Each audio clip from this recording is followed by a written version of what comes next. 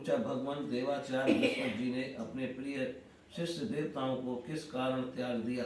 प्रिय शिष्य देवताओं को किस कारण त्याग दिया? देवताओं ने अपने गुरुदेव का ऐसा कौन सा अपराध कर दिया था कि आप कृपा करके मुझे बतलाइए।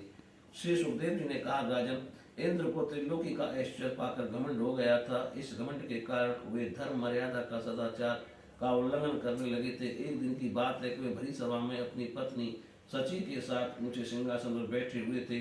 49 मरुदगण, 8 वसु, 11 रुद्र, आदित्य, ऋभुगण, विश्वदेव, साध्यगण और दोनों अश्विनी कुमार उनकी सेवा में उपस्थित थे। सिद्ध, चारण, गंधर्व, ब्रह्मवादी, मुनिगण, विद्याधर, अप्सराएं, किन्नर, पक्षी और नाग उनकी सेवा और स्तुति कर रहे थे। सब ओर ललित स्वर से देवराज इंद्र की कीर्तिका का गान हो रहा था। ऊपर की ओर चंद्रमंडल के समान सुंदर श्वेत छत्र शोभायमान था। चमर, पंखे आदि महाराजोचित सामग्रियां यथास्थान सुसज्जित थीं। इस दिव्य समाज में देवराज बड़े ही सुशोभित हो रहे थे। इसी समय देवराज इंद्र और समस्त देवताओं के परम आचार्य बृहस्पति जी वहां आए। उन्हें सुर असुर सभी नमस्कार करते हैं। इंद्र ने देख लिया कि वे सभा में आए हैं, परंतु वे न तो खड़े हुए और न आसन आदि देकर गुरु का सत्कार ही किया। यहाँ तक कि वे अपने आसन से हिले डुले तक नहीं। त्रिकालदर्शी समर्थ बृहस्पति जी ने देखा कि एक यह ऐश्वर्य मद का दोष है। बस वे झटपट वहां से निकलकर चुपचाप अपने घर चले आए। परीक्षित, उसी समय देवराज इंद्र को चेत हुआ। वे समझ गए कि मैंने अपने गुरुदेव की अवहेलना की है। वे भरी सभा में स्वयं ही अपनी निंदा करने लगे। हाय हाय, बड़े खेद की बात है कि भरी सभा में मूर्खतावश मैंने ऐश्वर्य के नशे में चूर होकर अपने गुरुदेव का तिरस्कार कर दिया। सचमुच मेरा यह कर्म अत्यंत निंदनीय है। भला कौन विवेकी पुरुष ईश्वर की राजलक्ष्मी को पाने की इच्छा करेगा? देखो तो सही, आज इसी ने मुझ देवराज को भी असुरों के से रजोगुणी भाव से भर दिया। जो लोग ये कहते हैं कि सार्वभौम राज सिंहासन पर बैठा हुआ सम्राट किसी के आने पर राज सिंहासन से ना उठे, वह धर्म वास्तविक स्वरूप नहीं जानते। ऐसा उपदेश करने वाले कुमार की ओर ले जाने वाले हैं। वे स्वयं घोर नरक में गिरते हैं। उनकी बात पर जो लोग विश्वास करते हैं वे पत्थर की नाव की तरह डूब जाते हैं। मेरे गुरुदेव बृहस्पति जी ज्ञान के अथाह समुद्र हैं। मैंने बड़ी सठता की, अब मैं उनके चरणों में अपना माथा टेक कर उन्हें मनाऊंगा। परीक्षित, देवराज इंद्र इस प्रकार सोच ही रहे थे कि भगवान बृहस्पति जी ने अपने घर से निकलकर योग बल से अंतर्ध्यान हो गए। देवराज इंद्र ने अपने गुरुदेव को बहुत ढूंढवाया, परंतु उनका कहीं पता न चला। तब वे गुरु के बिना अपने को सुरक्षित न समझकर देवताओं के साथ अपनी बुद्धि के अनुसार स्वर्ग की रक्षा का उपाय सोचने लगे, परंतु वे कुछ भी सोच न सके। उनका चित्त शांति बना रहा। परीक्षित, देवताओं को भी देव गुरु बृहस्पति और देवराज इंद्र की अनबन का पता लग गया। तब उन मदोन्मत्त और आतताई असुरों ने अपने गुरु शुक्राचार्य के आदेशानुसार देवताओं पर विजय पाने के लिए धावा बोल दिया। उन्होंने देवताओं पर इतने तीखे तीखे बाणों की वर्षा की कि उनके मस्तक, जंगा, बाहु आदि अंग कट कट कर गिरने लगे। तब इंद्र के साथ सभी देवता सिर झुकाकर ब्रह्मा जी की शरण में गए। स्वयं भी एवं समर्थ ब्रह्मा जी ने देखा कि देवताओं की सचमुच बड़ी दुर्दशा हो रही है। अतः उनका हृदय अत्यंत करुणा से भर गया। वे देवताओं को धीरज बंधाते हुए कहने लगे,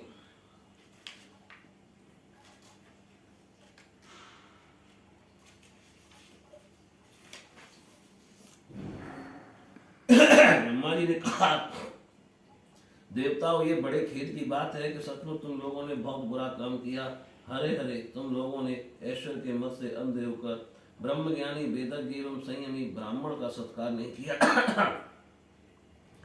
देवताओं, तुम्हारी उसी अनित का यह फल है कि आज समृद्धशाली होने पर भी तुम्हें अपने निर्बल शस्त्रों के सामने नीचा देखना पड़ा। देवराज, देखो, तुम्हारे शत्रु भी पहले अपने गुरुदेव शुक्राचार्य का तिरस्कार करने के कारण अत्यंत निर्बल हो गए थे, परंतु अब भक्ति भाव से उनकी आराधना करके वे फिर धन जन से संपन्न हो गए हैं। देवताओं, मुझे तो ऐसा मालूम पड़ रहा है कि शुक्राचार्य को अपना आराध्य देव मानने वाले ने दैत्य लोग कुछ दिनों में मेरा ब्रह्मलोक भी छीन लेंगे। ब्रह्मवंशियों ने इन्हें अर्थशास्त्र की पूरी शिक्षा दे रखी है। ये जो कुछ करना चाहते हैं उसका भेद तुम लोगों को नहीं मिल पाता। उनकी सलाह बहुत गुप्त होती है। ऐसी स्थिति में वे स्वर्ग को समझते ही क्या हैं। वे चाहे जिस लोक को जीत सकते हैं। सच है, जो श्रेष्ठ मनुष्य ब्राह्मण, गोविंद और गौओं को अपना सर्वस्व मानते हैं और जिन पर उनकी कृपा रहती है, उनका कभी अमंगल नहीं होता। इसलिए अब तुम लोग शीघ्र ही त्वष्टा के पुत्र विश्वरूप के पास जाओ और उन्हीं की सेवा करो। वे सच्चे ब्राह्मण, तपस्वी और संयमी। यदि तुम लोग उनके असुरों के प्रति प्रेम को क्षमा कर सकोगे और उनका सम्मान करोगे तो वे तुम्हारा काम बना देंगे।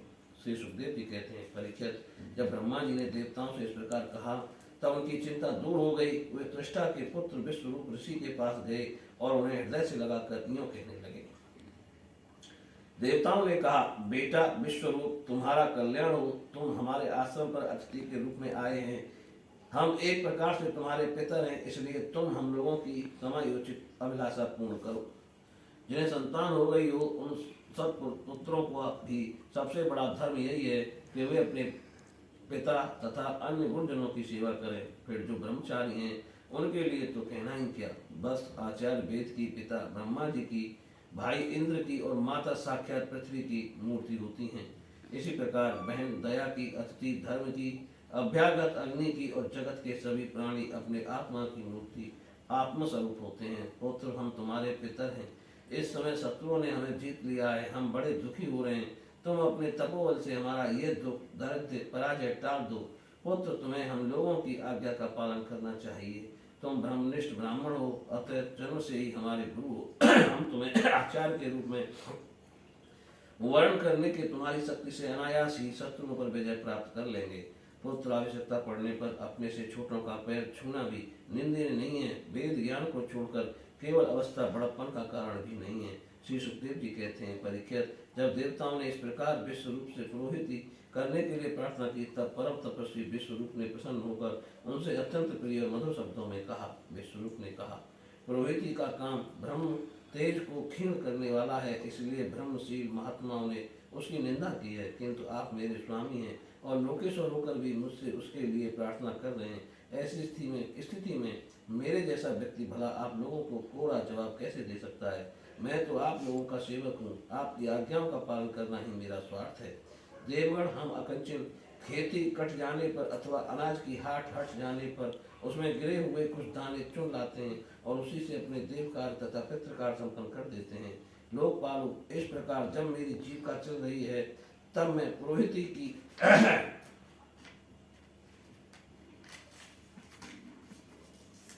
निंदनीय वृत्ति को क्यों करूं? उससे तो केवल वही लोग प्रसन्न होते हैं जिनकी बुद्धि बिगड़ गई है। जो काम आप लोग मुझसे कराना चाहते हैं वह निंदनीय है, फिर भी मैं आपके काम से मुंह नहीं मोड़ सकता, क्योंकि आप लोगों की मांग ही कितनी है। इसलिए आप लोगों का मनोरथ मैं तन मन धन से पूरा करूंगा। श्री सुखदेव जी कहते हैं, परीक्षित, विश्वरूप बड़े तपस्वी थे।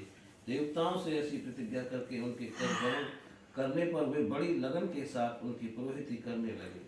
यद्यपि शुक्राचार्य ने अपने नीति बल से असुरों की संपत्ति सुरक्षित कर दी थी, फिर भी समर्थ विश्वरूप ने वैष्णवी विद्या के प्रभाव से उनसे वह संपत्ति छीन कर देवराज इंद्र को दिला दी। राजा, जिस विद्या से सुरक्षित होकर इंद्र ने असुरों की सेना पर विजय प्राप्त की थी, उसका उदार बुद्धि विश्वरूप ने ही उन्हें उपदेश किया था। बोलिए श्री कृष्ण भगवान की जय।